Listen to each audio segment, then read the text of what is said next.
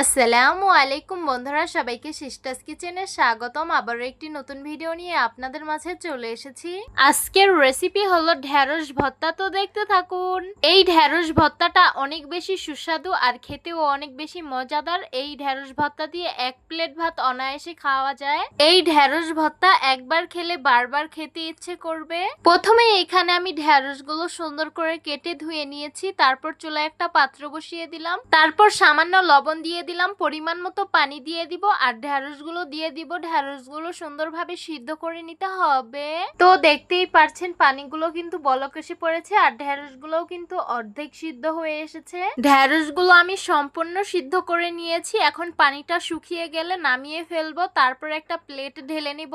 এইখানে আমি মরিচ ভেজে নিয়েছি আর পেঁয়াজ কেটে নিয়েছি। শুকনো মরিচগুলো এখন চিলি ফ্লেক্স বানিয়ে নিতে হবে।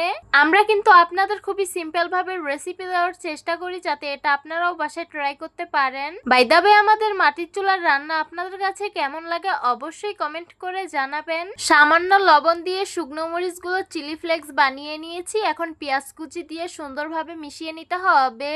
সিদ্ধ করে রাখা ঢেঁড়সগুলো দিয়ে সুন্দরভাবে মিশিয়ে নিতে হবে। সবার শেষে এখন দিয়ে দিব সরিষার তেল। তারপর সুন্দরভাবে মিশিয়ে নিতে হবে। এই তো সার্ভ করে নিলাম ঢেঁড়স ভর্তা। এই ঢেঁড়স ভর্তাটা কিন্তু গরম ভাতের সাথে খেতে একদমই জমে যাবে।